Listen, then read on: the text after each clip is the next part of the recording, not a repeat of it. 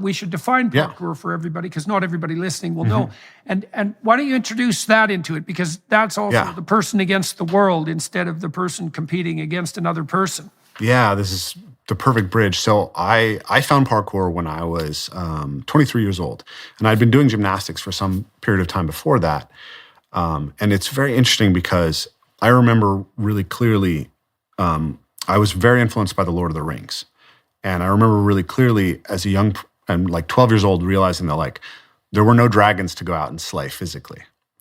And so when I saw David Bell, the founder of parkour, jumping between buildings, I had this really deep sense that like, you can do something heroic in life, but the challenge isn't necessarily a dragon out there. It's the fears that are inside you that would prevent you from being able to do what you're going to do.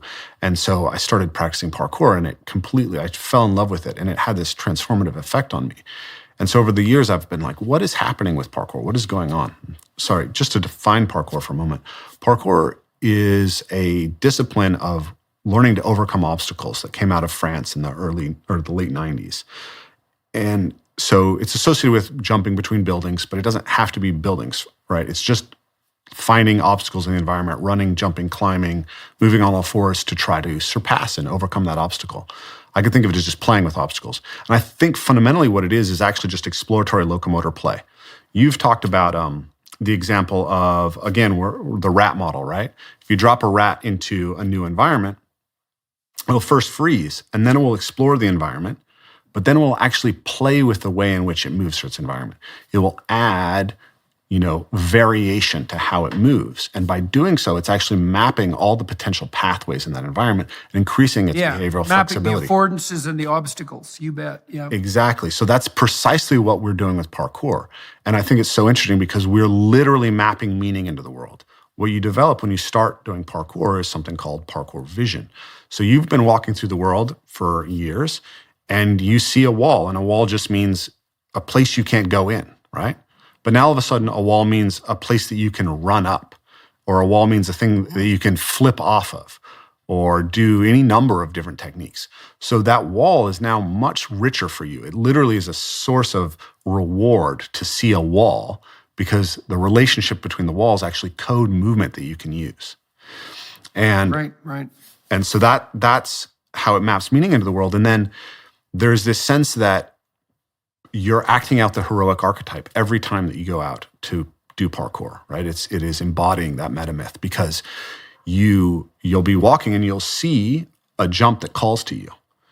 And that jump is it's undifferentiated. You don't yet know what you can do, and it has promise, right? Like if you do it, it's really cool, it's exciting. But if you fail, you might get hurt, right? And especially as you scale up your abilities, like the potential dangers can become very, very high. And so you get to play with and recognize what it's like to experience fear at a really deep level. And then you get to go through the physical process of, how does my body handle this fear? What do I need to prepare myself? And then how do I make the commitment and make the jump to the other side? Are you feeling overwhelmed by the craziness of the world around you? Do you find yourself constantly searching for peace and stability amidst the chaos? If so, then it might be time to start building a daily prayer routine. Join me and thousands of others on Hallow, the #1 Christian prayer app in the US. Download the app for free at hallow.com/Jordan. You can set prayer reminders and track your progress along the way. Not sure where to start? Check out Father Mike Schmitz's Bible in a Year, available on the Hallow app for brief daily Bible readings and reflections. Or pray alongside Mark Wahlberg, Jim Caviezel, and even some world-class athletes. With Hallow, you can customize a personal prayer plan that works for you. Listen anywhere you are with downloadable offline sessions. Get an exclusive 3-month free trial at hallow.com/Jordan. That's hallow.com/Jordan. Right. Well, it's a great form of play symbolically because, the landscape is one of pathways, affordances, and obstacles. That's basically how the world lays itself out for us. And, you can avoid an obstacle, but the highest art is to transform an obstacle into an affordance, right? This is no longer an obstacle. It's something that I can use to facilitate my pathway forward. And that's the highest form of play. I mean, one of the things I've learned quite with some difficulty, let's say over the last 5 years, is that the most adversarial obstacles in the form of, let's call them pathologically narcissistic and destructive journalists, are actually afford the most serious play, because the more intense the attack, the more potential there is in making your ability to contend with it manifest. Yeah. And that's a very strange thing to learn, but it's, and it's not a game without high stakes, but man, it's something to think about, is that the highest art of mastery, the highest form of mastery, is to turn the worst obstacle into the most remarkable affordance. Absolutely. There's something deep about that, that you may know this, you probably do, that we calibrate a lot of fine actions with opponent processing. And almost all of our fine actions are the consequence of two systems in opposition modulating each other. So if you want to move your hand really smoothly, you can do it like this, but it's still kind of jerky if you analyze it at the micro level. But if you do this, you can move your hand with incredible precision, and that's an opponent process. And a tremendous number of the physiological processes that we undertake are opponent processes. And, you have that opponent process dynamic within a marriage, and you have it within a debate, you have it within play. It seems to be a universal principle, the principle of properly balanced opponent processing. And you could think about that at the highest level, is the most fundamental obstacle might be the adversary.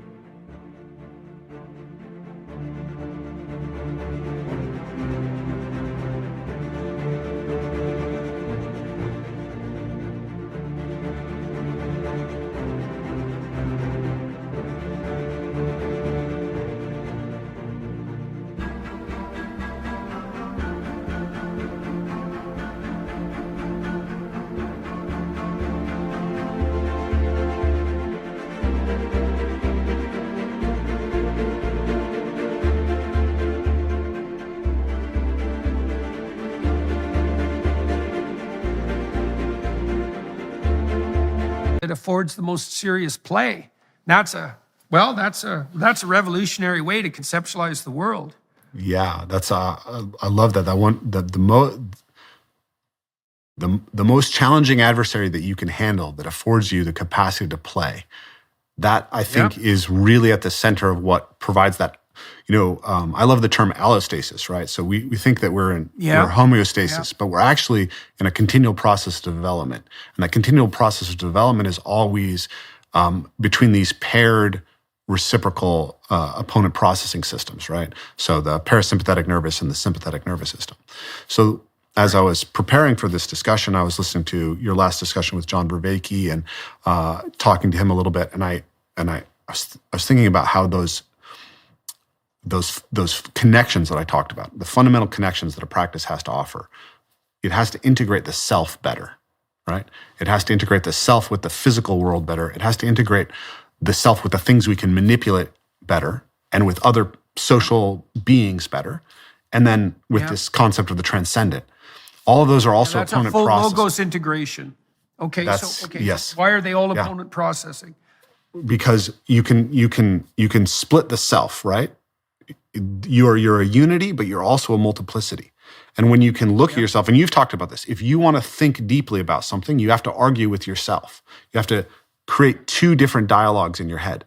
So there's this fundamentally dialogical process. And you can embody that by just creating tension in your body between different systems and feeling how, these two things, now I'm playing that, and now I can grow with it.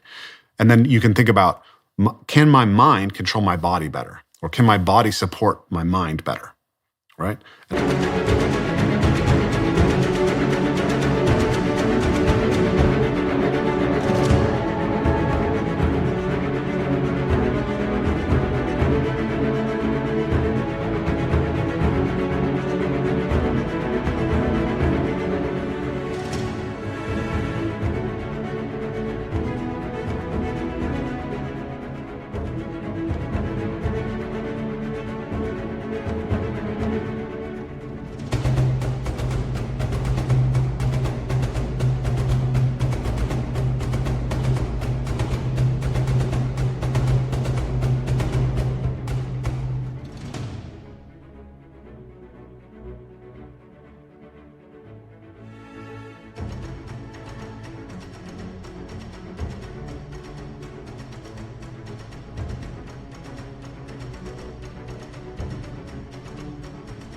All those things can be in dynamic opposition. And obviously, once we get to parkour, right, that body environment practice, the environment is the opponent, right? And I'm learning to have greater and greater mastery, greater and greater affordances available to me through that relationship.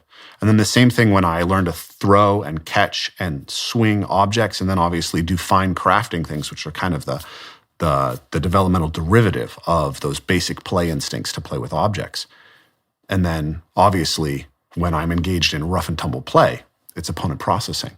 And so I think fundamentally we need an embodied set of physical practices that allow us to attune our relevance realization across these fundamental relationships in order to act out the metamyth that you described in Maps of Meaning.